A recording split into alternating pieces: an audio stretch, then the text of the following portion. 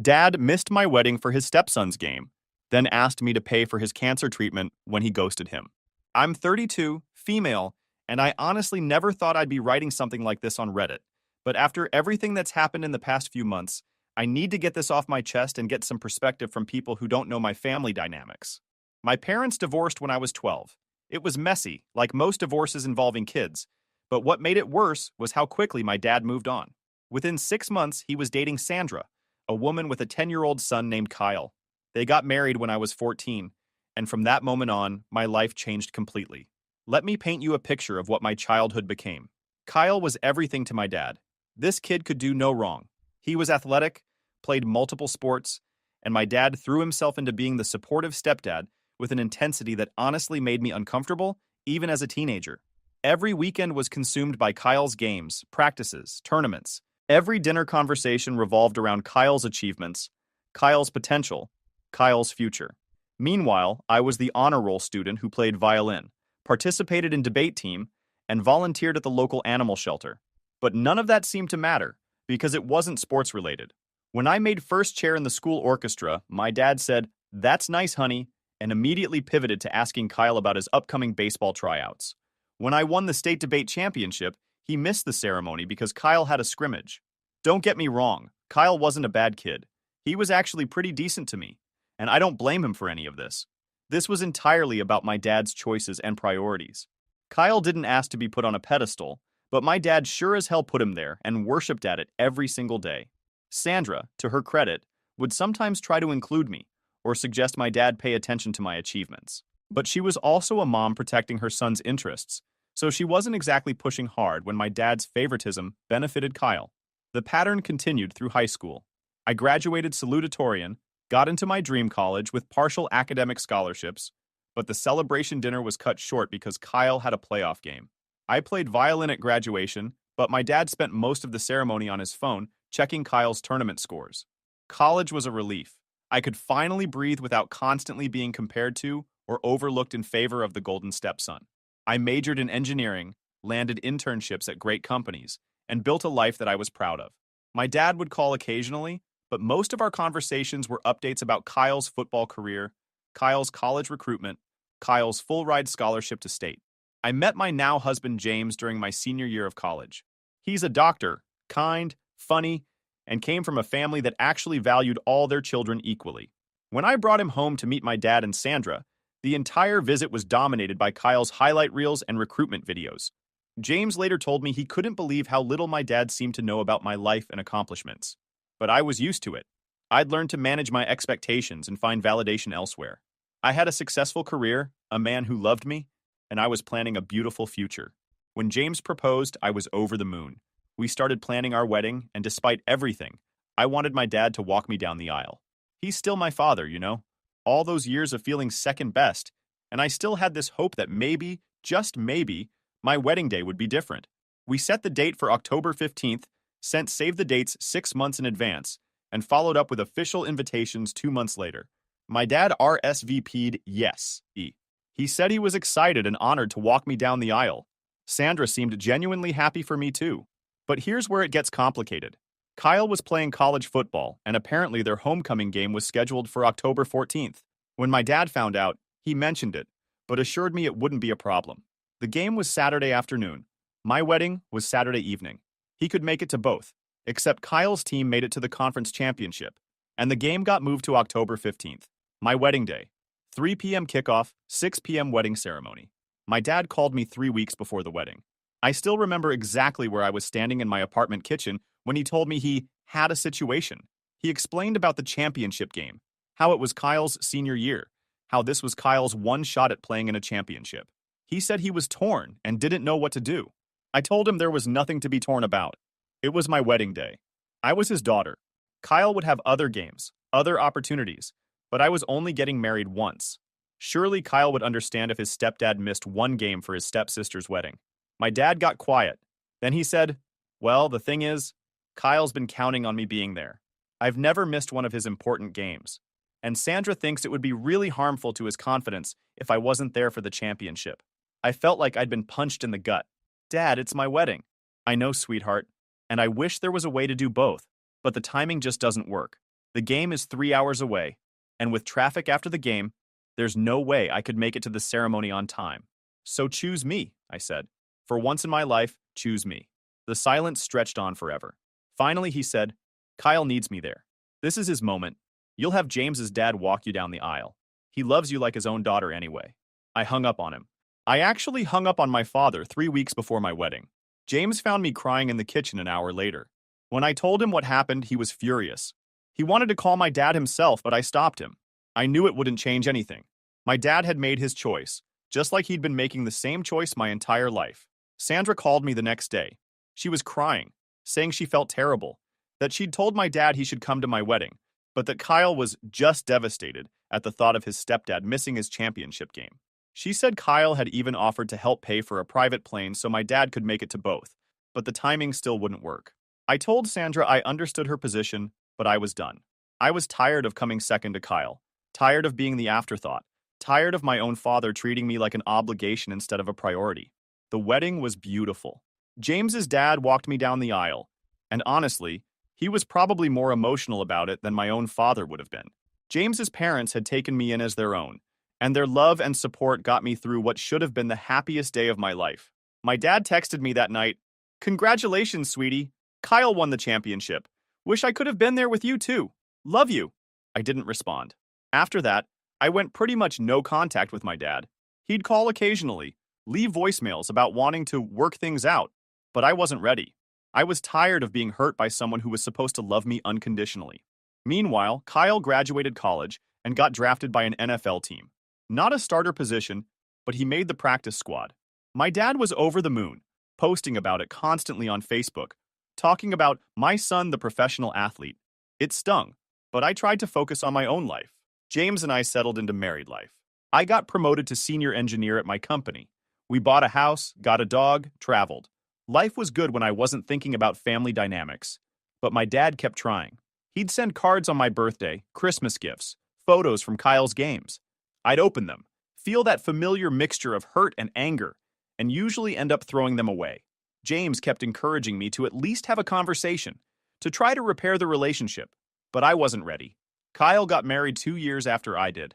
My dad posted hundreds of photos from the wedding, talked about how proud he was to walk Kyle down the aisle for the father-son dance, how Kyle was like his real son. That particular Facebook post sent me into therapy, which was probably overdue anyway. Dr. Martinez, my therapist, helped me work through a lot of the childhood trauma and ongoing hurt. She helped me understand that my dad's behavior was about his own issues, not my worth as a person. She also helped me realize that I was allowed to protect myself from further hurt, even if that meant maintaining distance from my father. 3 years passed. Kyle bounced between a couple of NFL teams, never quite making it as a starter. My dad's Facebook posts became less frequent, and when Kyle got cut from his third team, the posts about professional football stopped altogether.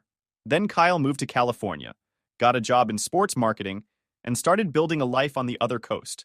My dad's visits to see him became less frequent, and from what I could tell through Sandra's occasional Facebook updates, Kyle was busy with his own life and not calling home as much. I should mention that James and I had been trying to have kids during this time. We went through 2 rounds of IVF that didn't take, had a miscarriage at 12 weeks, and were emotionally and financially drained from the whole process.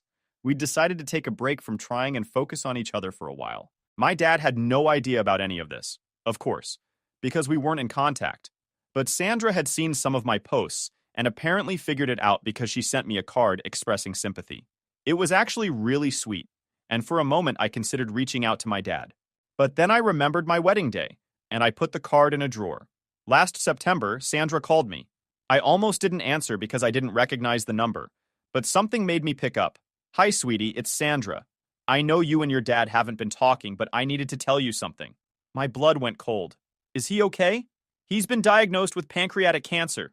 Stage 3. The doctors are saying he needs to start chemo immediately, and even then..." She started crying. I felt like the world had stopped.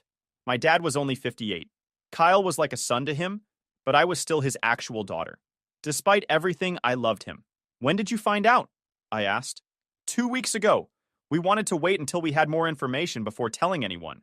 The treatment is going to be expensive, even with insurance, and he's going to need a lot of support. Have you told Kyle?" Sandra got quiet. "We called him right after the diagnosis. He was supportive at first, said he'd come home to help however he could. At first?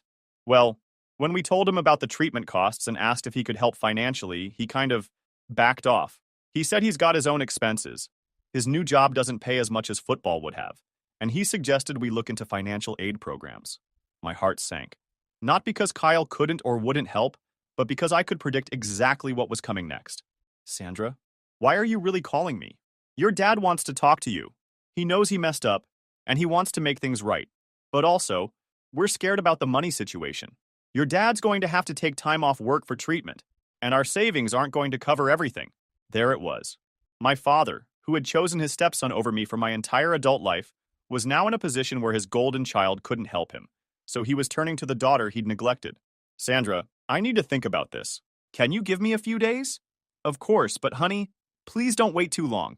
The doctors want to start treatment as soon as possible. I called James at work and told him everything. He was quiet for a long time, then said, "What do you want to do?" I don't know. Part of me wants to help because he's my dad, and I love him. But part of me is furious that he's only reaching out now, because Kyle can't or won't help with money. Maybe you should talk to Dr. Martinez? I got an emergency session with my therapist the next day. Dr. Martinez listened to everything, then asked, "What would helping your father look like to you? What would you need from him to feel comfortable with that decision?" I'd need him to acknowledge what he did, not just apologize, but really understand how his choices affected me. And I'd need to know that he wants a relationship with me as his daughter, not just as a source of financial support. And if he can't or won't do that, then I guess I have my answer. I called my dad that evening. Sandra must have been waiting by the phone because she answered immediately and quickly handed it to him. "Sweetheart, God, it's so good to hear your voice." He sounded older, more fragile than I remembered. Despite everything, hearing the fear and vulnerability in his voice broke my heart a little. "Hi, Dad. Sandra told me about the diagnosis. I'm sorry." "Thank you. I know we haven't talked in a while, and that's on me. I've made a lot of mistakes as a father." "Yes, you have." He was quiet for a moment. "I guess I deserve that. Look, I know I don't have the right to ask you for anything after the way I've treated you, but I'm scared, and I need my daughter." "Which daughter, Dad? The one you walked down the aisle, or the one whose wedding you missed for Kyle's football game?" Another silence. "I walked Kyle down the aisle because his dad wasn't in his life. I thought I was being the father figure he needed. And what about being the father figure I needed? You had me. You always had me." "No, Dad. I had the leftover pieces of you after Kyle got the best parts. I had the distracted conversations, and the half-hearted congratulations, and the constant feeling that I was competing with your stepson for my own father's attention." I could hear him crying. "I didn't realize. I thought I was treating you both fairly. You missed my wedding, Dad. My wedding. For a football game. I know. I knew it was wrong even when I was doing it, but Kyle needed me there, and I thought you'd understand because you've always been so independent and strong. I was independent and strong because I had to be, because my father was too busy being Kyle's dad to be mine." We both cried for a few minutes. Finally, he said, "How do I fix this? How do I make it right?" "I don't know if you can, Dad, but if you want to try, you need to start by being honest with me. Are you calling because you want your daughter back, or because you need money for cancer treatment?" Another long pause. "Both. I need help with the medical expenses, but I also realize that Kyle he's not who I thought he was. When we told him about the money situation, he basically said it wasn't his problem. Said he had his own life to worry about. And now you want me to step in where Kyle stepped out? I want my daughter back. The money. If you can help, I'd be grateful. But even if you can't, I want to try to have a relationship with you again. Dad, I need you to understand something. If I help you through this, it's not going to be like the old days where I come second to Kyle. If I'm going to be your daughter, I need to be your daughter. Not your backup plan when your preferred child isn't available. You were never my backup plan. You were always my daughter. Then why does it feel like I've spent my whole life fighting for scraps of your attention?" We talked for 2 more hours that night. He told me about the diagnosis, the treatment plan, the financial reality of cancer care. I told him about the miscarriage, the IVF failures, the years of hurt and resentment I'd been carrying. By the end of the conversation, we'd agreed to try. I would help with the medical expenses, and he would work on being the father I'd always needed. The first few months were hard. My dad started chemo in October, and Sandra kept me updated on his progress. I sent money for treatments, medications, home care when he was too sick to take care of himself. But more importantly, my dad started calling me regularly, not to ask for money, but to actually talk. He asked about my work, my marriage, my life. He listened when I told him about struggling with infertility. He even asked if he and Sandra could come visit for Christmas. The visit went better than I expected. My dad looked frail from the chemo, but he seemed genuinely interested in reconnecting. He brought photo albums from my childhood that he'd kept, showing James pictures of my violin recitals, debate team victories, academic awards. It was surreal seeing him suddenly proud of things he'd barely acknowledged at the time. On Christmas Eve, while Sandra was helping James in the kitchen, my dad and I sat by the tree talking. "I need to tell you something," he said. "Kyle hasn't called since Thanksgiving. When I told him you were helping with the medical bills, he said he was glad someone else was taking care of it. Dad, you don't need to." "Yes, I do. You need to know that I see it now. I see what I did, and I see who my children really are. Kyle was never my son in the ways that mattered. He was a good kid that I got attached to, but when things got hard, he walked away. You're my daughter, and even after everything I put you through, you showed up." I started crying. "I showed up because I love you, Dad. Despite everything, you're still my father. I don't deserve you. I spent so many years chasing after Kyle's approval, trying to be the dad he never had, that I forgot to be the dad you needed. I missed your wedding for a football game that ultimately didn't matter at all. Dad, let me finish. I want you to know that if I could go back and change everything, I would. I would be at every violin recital. I would celebrate every achievement. I would walk you down the aisle and tell Kyle to find his own ride to his football game." We both cried that night, but they were healing tears. James and I ended up hosting my dad and Sandra for 2 weeks. It was the longest consecutive time my dad and I had spent together since I was a teenager, and it was revelatory. He was actually funny when he wasn't distracted by Kyle's sports schedule. He was interested in my work, asked thoughtful questions about engineering projects I was working on. He wanted to hear about our travels, our plans for the future. Most importantly, he never once mentioned Kyle unless I brought him up. The chemo was working. By March, my dad's scans showed the tumors shrinking. The oncologist was cautiously optimistic about his prognosis. We were all starting to hope that he might beat this thing. That's when Kyle called. I wasn't there for the conversation, but Sandra told me about it later. Apparently, Kyle had seen some of my dad's Facebook posts about successful treatment and the improved prognosis. He called to check in and mentioned that he was thinking about moving back to the Midwest, maybe looking for jobs closer to home. When my dad asked what had prompted the sudden interest in coming home, Kyle said he'd realized how much family meant to him and wanted to be closer to his parents. Sandra said my dad was polite but distant. He told Kyle he was glad to hear he was doing well, but that he was focused on his recovery and his relationship with me right now. Kyle apparently got upset and said he didn't understand why my dad was choosing her over me again. My dad told him that he'd never chosen me over Kyle, but that he was done choosing Kyle over me. The conversation ended with Kyle accusing my dad of being ungrateful after everything Kyle had done for our family, and my dad pointing out that Kyle hadn't done anything for our family in over a year. They haven't spoken since. It's been 6 months now since my dad finished his treatment. His most recent scans were clear.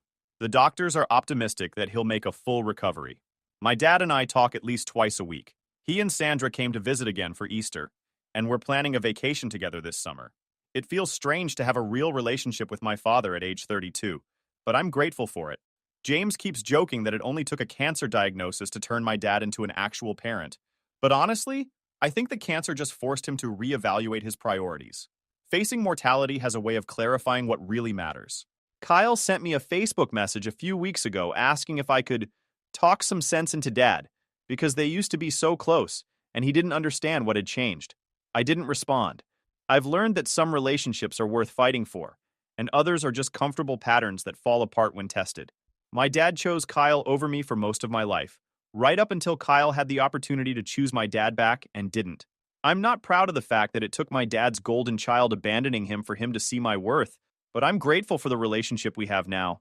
The money I spent on my dad's medical care was significant, probably close to $40,000 over the course of his treatment, but it was worth every penny to have my father back. And honestly, seeing Kyle's true character come out when my dad needed him most just confirmed that my dad's years of favoritism were misplaced. My dad missed my wedding for Kyle's football game. Kyle missed my dad's cancer treatment for his own convenience. I guess that tells you everything you need to know about who we really are as people.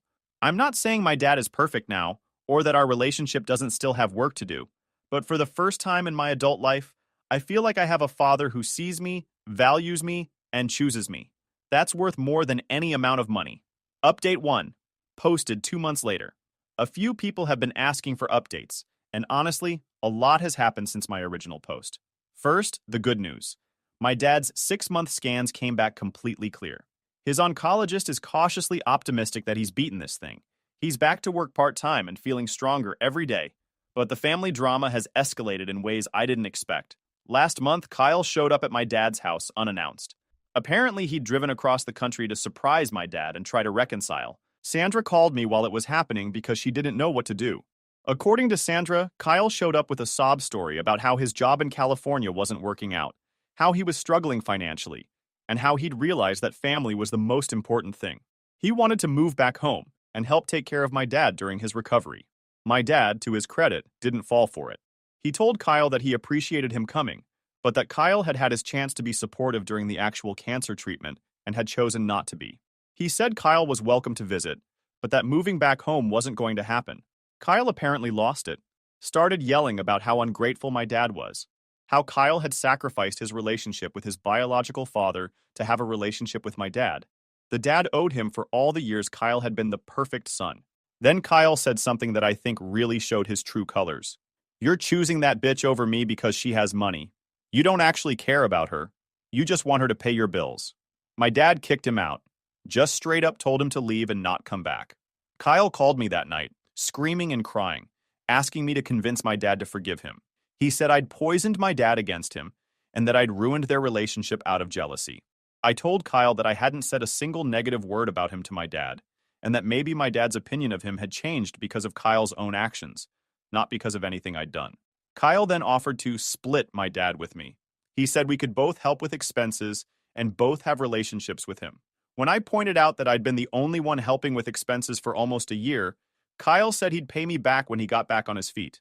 I told Kyle that my relationship with my dad wasn't a business transaction and hung up on him. But Kyle wasn't done. He apparently spent the next week calling extended family members, telling them that I'd manipulated my dad during his illness and turned him against Kyle. He told my aunt, my dad's sister, that I'd been financially elder abusing my dad and that my dad was afraid to speak up because he was dependent on my money. My aunt called my dad to check on him, and my dad set the record straight. Told her the whole story about missing my wedding, about Kyle's response to his cancer diagnosis, about me stepping up when Kyle stepped back. The family has pretty much rallied around my dad and me now. My uncle, my dad's brother, even called Kyle directly and told him to stop spreading lies about his own family. But the most surprising development came last week. James and I found out we're pregnant. We're only 8 weeks along, so we're being cautious given our history. But so far, everything looks good. My dad was the second person we told, after my mother-in-law, who James is very close to. He cried happy tears and asked if he could start buying baby stuff. It was such a stark contrast to how he'd reacted to other milestones in my life. We haven't told Kyle, and we don't plan to. Sandra knows because she was there when we told my dad, but we've asked her to keep it private for now. I keep thinking about how different this pregnancy feels compared to our previous attempts. Having my dad's genuine excitement and support means everything to me. He's already talking about teaching the baby to fish and asking if we want him to convert his spare bedroom into a nursery for when we visit. It's surreal having a father who's actually invested in my life and my future. I just wish it hadn't taken 30+ years and a cancer scare to get here. As for Kyle, he's apparently moved back to the Midwest, but not back home. He's living with friends and working at a sporting goods store. Sandra occasionally gets texts from him, but they're usually asking for money or complaining about how unfairly he's been treated. I feel bad for Sandra sometimes. She's watching the son she raised turn into someone she doesn't recognize, while also seeing my dad build a real relationship with me for the first time. It can't be easy for her, but she's been nothing but supportive of my dad and me reconnecting. She even told me she was proud of me for forgiving my dad and giving him a chance to be better. I don't know what the future holds with Kyle. Part of me hopes he'll eventually get his act together and apologize for real, but I'm not holding my breath. For now, I'm focused on my growing family, my recovering father, and the relationship we're still building. It's not perfect, but it's real in a way it never was before. Update 2. Posted 4 months later. I'm now 20 weeks pregnant, and we found out we're having a girl. My dad was over the moon when we told him. He immediately started talking about tea parties and ballet classes, and protecting her from boys until she's 30. It's so sweet to see him excited about being a grandfather. But Kyle has escalated his behavior in ways that have forced us to take legal action. It started with him showing up at my workplace. I work for an engineering firm downtown, and Kyle somehow found out where and came to the reception desk asking to see me. Thankfully, our security is pretty good, and they called me before letting him up. I told them I didn't want to see him and to ask him to leave. Kyle apparently made a scene, telling the receptionist that I was his sister and that we had a family emergency. When she said I'd declined to see him, he started yelling about how I was a heartless bitch who had destroyed his family. Security escorted him out, but not before several of my colleagues witnessed the whole thing. My boss called me into his office to make sure I was okay and to ask if there were any safety concerns he needed to know about. The next week, Kyle started calling my house at all hours. He'd call at 2 a.m., 5 a.m., during dinner, during my husband's on-call shifts at the hospital. The messages ranged from pathetic pleas for me to fix things with my dad to angry rants about how I'd stolen his father and ruined his life. Then he started showing up at my house. The first time, James answered the door while I was at work. Kyle was drunk and belligerent, demanding to know why James had let me destroy Kyle's relationship with my dad. James told him to leave, and when Kyle refused, James called the police. Kyle was gone by the time the cops arrived, but they took a report and suggested we consider a restraining order if he kept showing up. We should have listened to that advice immediately. 3 days later, I came home from work to find Kyle sitting in my driveway. He'd been there for hours, according to my neighbor, just sitting on the hood of his car waiting for me. When I pulled up, he got off his car and walked toward mine. I stayed in my car and called James, who was at the hospital but said he'd leave immediately. Kyle started knocking on my car window, saying he just wanted to talk. I rolled the window down about an inch and told him to leave, or I'd call the police. That's when Kyle completely lost it. He started screaming about how I was a spoiled brat who had always been jealous of him, how I'd manipulated my dad during a vulnerable time, how I was just like my crazy mother, my mom, who Kyle has met maybe 3 times in his life. Then he said something that made my blood run cold. You think you're so perfect with your perfect marriage and your perfect job, and now you're having a perfect baby. But bad things happen to people who destroy families. Karma's a bitch. I rolled up my window and called 911. Kyle must have realized he'd crossed a line because he got back in his car and left before the police arrived. But this time, I pressed charges. The combination of the workplace incident, the harassing phone calls, and the threatening behavior at my house was enough for the prosecutor to file charges for stalking and making terroristic threats. Kyle was arrested a week later. He spent 2 nights in jail before Sandra bailed him out, against my dad's wishes. My dad was furious when he found out what Kyle had been doing. He called Kyle and told him that if he ever contacted me or James again, my dad would testify against him in court. He also told Kyle that he was no longer welcome in my dad's life, and that Sandra needed to choose between supporting Kyle's harassment of me or maintaining her marriage. Sandra chose my dad and me. She told Kyle he couldn't stay at their house anymore, and that she wouldn't give him any more money. She also gave us copies of text messages Kyle had sent her, including ones where he talked about teaching me a lesson and making me pay for turning my dad against him. The legal process has been stressful, especially being pregnant, but our lawyer says we have a strong case. Kyle's been ordered to have no contact with me, James, or my dad while the charges are pending. But the most heartbreaking part of all this has been watching my dad blame himself. He keeps saying that Kyle's behavior is his fault for creating a monster through years of favoritism and enabling. I've had to remind my dad multiple times that Kyle is an adult who made his own choices. Yes, my dad's favoritism was harmful and unfair, but Kyle's response to losing that favoritism has revealed who he really is as a person. The whole situation has actually brought my dad and me even closer together. He's been incredibly protective and supportive throughout this whole ordeal. He even offered to hire private security for me, which I thought was sweet but unnecessary. Dr. Martinez, my therapist, has been helping me process all of this. She pointed out that Kyle's reaction to losing his status as the favorite child is very telling. A healthy person would have responded to my dad's cancer diagnosis with support and love, regardless of their relationship history. Kyle's immediate focus on money and his later harassment campaign show that his attachment to my dad was never really about love. It was about what my dad could do for him. My dad is starting to see that too. He told me last week that he'd spent so many years trying to earn Kyle's love and approval that he'd never stopped to question whether Kyle actually loved him back or just loved what he provided. It's sad, but also freeing in a way. My dad is no longer carrying the guilt of disappointing Kyle, and I'm no longer competing with Kyle for my father's attention. The baby is due in October, and my dad has already requested time off work to come help after she's born. He wants to be the hands-on grandfather he never really got to be as a father. Sandra's excited too. She's already knitting blankets and booties. Sometimes I wonder what would have happened if Kyle had just stepped up when my dad was diagnosed with cancer. If he'd been supportive and loving, would my dad and I ever have reconciled? Would I have just remained the forgotten daughter while Kyle remained the golden child? But then I remember that Kyle had the chance to show who he really was when it mattered most, and he chose to walk away. My dad needed his family, and only one of his children showed up. I showed up not because I expected anything in return, but because despite everything, I loved my dad and couldn't stand the thought of him facing cancer alone. Kyle stayed away because my dad's illness was inconvenient and expensive. I think that tells you everything you need to know about both of us. The court date is next month. Our lawyer thinks Kyle will probably plead to a lesser charge and get probation, but he'll have a criminal record and will be ordered to stay away from us permanently. Honestly, I just want this whole chapter closed so I can focus on my pregnancy, my marriage, and the relationship I'm still building with my dad. For the first time in my life, I feel like I have the father I always wanted. I just wish it hadn't taken so long to get here.